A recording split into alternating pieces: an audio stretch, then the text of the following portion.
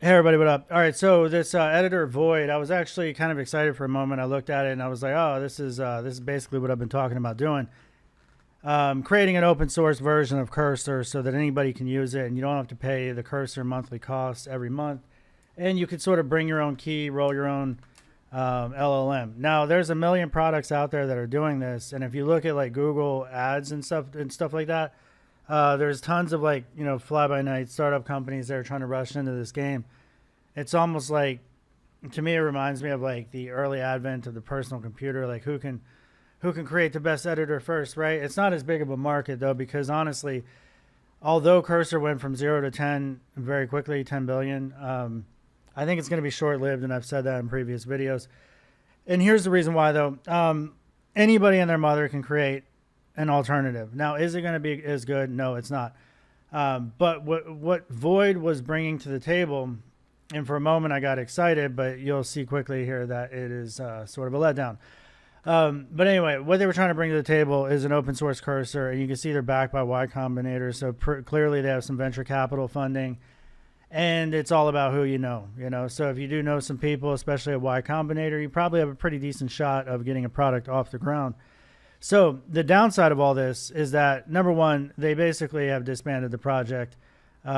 Maybe not entirely, but it's never good when you go to the GitHub and you see a bunch of issues and you see relatively limited code going into the commit. So I can see the pull request here, and I can see that at the bottom here, note, work is temporarily paused on Void IDE, this repo, while we experiment with a few novel AI coding ideas for Void.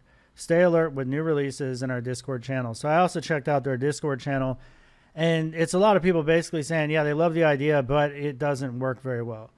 And that is the problem. So I've actually said, okay, well, what would it take actually to clone VS Code and kind of run my own thing? And I got something working fairly quickly. But here's the problem with all of these tools here is that they're basically saying you can bring your own key. That's great. But you still see your price tag just, it's like cha-ching, cha-ching, cha-ching every time it's trying to do something. And that's brought in this whole new way of coding that just absolutely sucks. When you're like trying to figure out a problem, you kind of get addicted to these LLMs sometimes, because when they work, it's like, oh, that's amazing. And then when they don't, it gets frustrating when you're out of resources and you see the costs going up along with your stress levels as you're trying to figure out something. And then it gets even worse when these LLMs, including the best of all the LLMs, whether it's the latest from Claude or GPT-5 or whatever, and they're making an absolute CF cluster F of your code base. And a lot of the times it can be very subtle. So if you're going to create something like Void here and you're going to use LLMs to do it, this is the type of project that I'm talking about, that you can quickly find yourself into some serious shit. Anyway, that all said, it's unfortunate because this project did have 26,000 stars on GitHub. Again, this guy is like the main person behind it, and the development has slowed down, and I actually understand why. And it really just boils down to the fact that these local LLMs that people talk about running locally, they're simply not able to compete with the cloud. So you also have to have a pretty damn good machine to even run something like Quinn, 2.5 with 14 billion parameters. If you don't have like a 4080 or something like that, that thing's going to be dog slow. And then it's still not very good.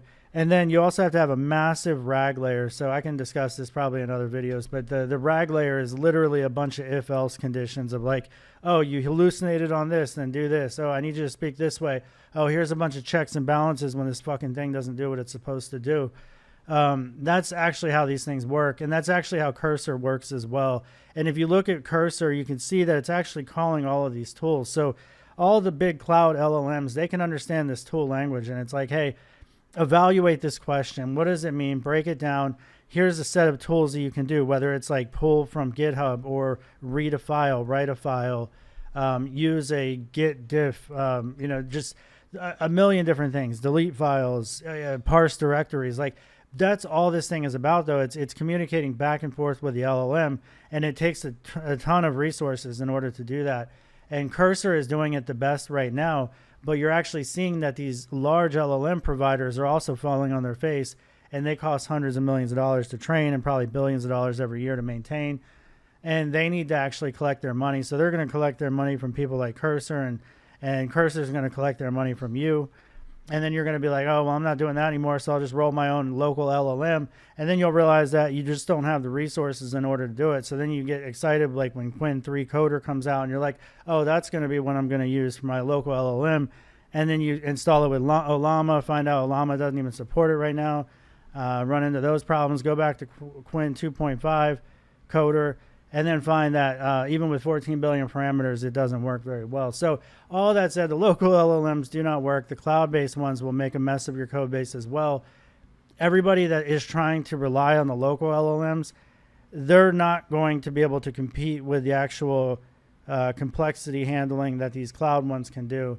So really, all this said, it boils down to the fact that Void couldn't get it right. They basically disbanded the product. They realized that this open source thing is not the direction that they want to go in, and that they have to do something clearly better, because they've put in a lot of work into this, like a year and a half, 46 developers, tons of commits, 2,769 commits, and the project is a mess. So I looked through the actual code base. There's commented out code everywhere. It's a disaster. So I don't blame them. I get it. I understand. They probably tried to rush this thing to the market, and now they realize, oh, this isn't going to work. There's just too many problems. So that said, unfortunately, Void, the supposed open source Cursor alternative, is not in a good state right now. All right, everybody, check out my video game, King Crab VR. Created it over a 2-year period of time, a little side project. I'm glad I pulled it off. It's going to be releasing in basically November. And I haven't put an official date on that, but anyway, that's the plan here. So it's pretty much done. Then also check out my website if you're interested, codehawk.com, and I have just more information and things in regards to what I do there. So everybody have a good day. Talk to you soon. Bye.